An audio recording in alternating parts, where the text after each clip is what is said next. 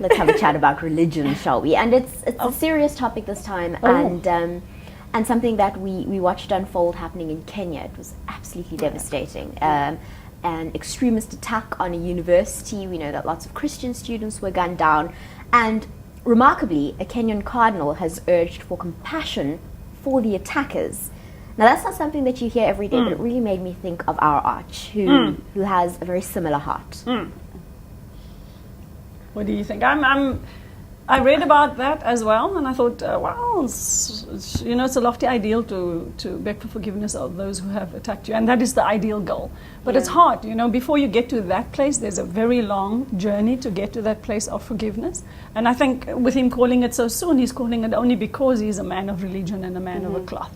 Let's say he was just your average mother or father. I mean, there were many mothers that agreed to it, that was interviewed and says, yes, they would agree with the cardinal and so on. But that was because they were Christians and they were his followers.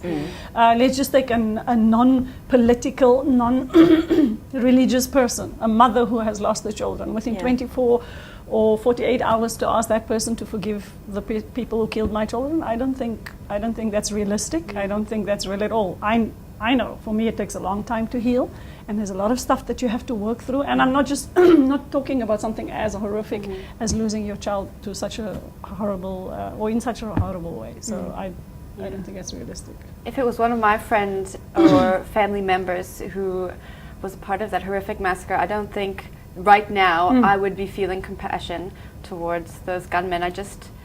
You're right. It takes a long time to move through those emotions, and I think it would be quite a long journey for me to be compassionate. But I think it's a good message to tell, to give people right now in Kenya. Look, it's 20. You spoke about the Arch, and you look at our situation. This is a man in charge of the Truth and Reconciliation. It's taken 20 years. We're not over it yet.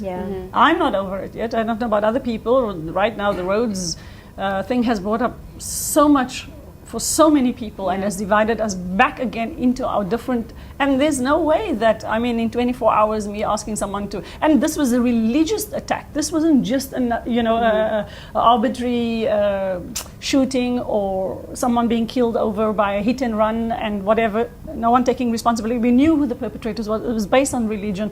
It was an attack on their fundamental beliefs, the Christians' fundamental beliefs, by Muslims.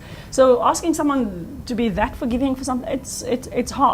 20 years later, we still haven't forgiven each other. We still haven't talked enough to each other to forgive each other. And I believe there has been no forgiveness other than the Truth and Reconciliation Commission and those people who stood up and asked for forgiveness, moved on, received the amnesty. That was cool. And I believe that should have continued. It should never have stopped. We should still be sitting across each other, from each other, and asking for forgiveness. Because there's so much hatred and so much anger still within us.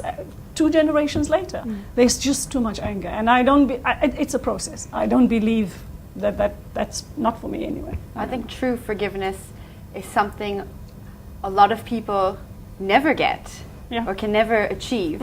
So it's quite something to be asked to be promoting forgiveness so early after the act. Sometimes you as I said, you have to ask yourself, it's like praying for your enemy. And that's exactly what it is, right? They're praying for the enemy, they're asking forgiveness for the enemy, and that is one of the hardest, but it is healing. It does bring you closure, because I know it. If you're having a disagreement with someone, whether it's at work, professionally, a best friend that has hurt you in such an unspeakable way that you will never forgive them.